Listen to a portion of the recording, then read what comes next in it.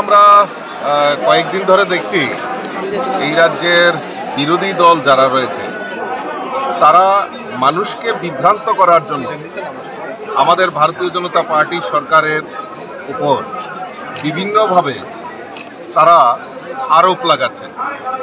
তার বিরুদ্ধে প্রতিবাদ জানাতেই আমরা আজকে মাঠে নেমেছি। তার মূল কারণ হচ্ছে তাদের যে ডেপুটেশন বা তাদের যে নেতারা বক্তব্য রাখছে যে রাজ্যে খাদ্যের সংকট, খাদ্যের অভাব, বিভিন্ন জায়গায় মানুষের অনেক কিছুতে অসুবিধা হচ্ছে, পেট্রোল ডিজেলের কথা বলছেন। আমরা তাদেরকে আশ্বস্ত করতে চাই এই রাজ্যের বুকে ভারতীয় জনতা পার্টির নেতৃত্বে সরকার সবচেয়ে বড় যেটা প্রাধান্য সেটা হলো গরিব মেহনতি মানুষ থেকে শুরু করে শ্রমজীবী মানুষ, রাজ্যের সরকারি কর্মচারী প্রত্যেকের জন্য কিছু না কিছু পরিকল্পনার মাধ্যমে আমাদের এই রাজ্য সরকার, আমাদের রাজ্যের মাননীয় মুখ্যমন্ত্রীর নেতৃত্বে যে সরকার, এই সরকার মানুষের জন্য পরিষেবা দিয়ে আসছে।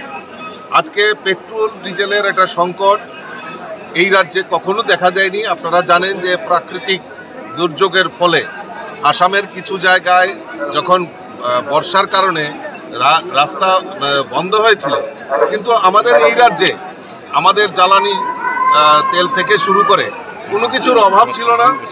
আমরা আমাদের সরকার রেশনিং ব্যবস্থা এবং তার যাতে দ্রুত সুরাহা হয় তার জন্য রাজ্য সরকার এবং কেন্দ্রীয় সরকারের সহায়তায় সেটা সম্ভব করা হয়েছে।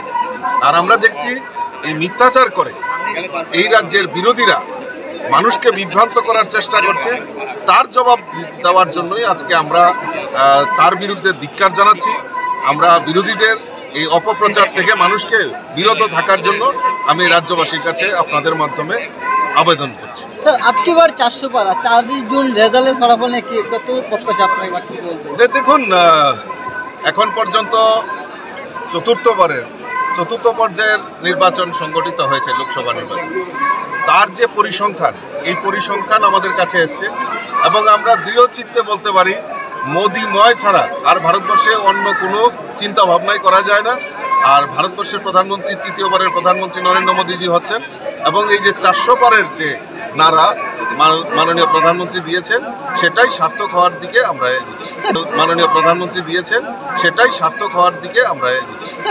না, এটাই তো আমি বললাম যে মানুষকে বিভ্রান্ত করে মানুষকে দেখুন, রাজ্যে সবচেয়ে বড় জিনিস যেটা আমাদের ভারতীয় জনতা পার্টির নেতৃত্বে সরকার ল অ্যান্ড অর্ডার থেকে শুরু করে দুর্নীতি বিরোধী এবং দুর্নীতিমুক্ত প্রশাসন। আজকে আমাদের সরকার এই ভারতীয় জনতা পার্টি আইপিএফটি সরকার, এবং আপনারা জানেন যে লোকসভার আগে আমাদের কাছে আরেকটা প্লাস হয়েছে, জনজাতি ভিত্তিক আরেকটা আঞ্চলিক দল ত্রিপুরা মাথাও আমাদের সঙ্গে সামিল হয়েছে।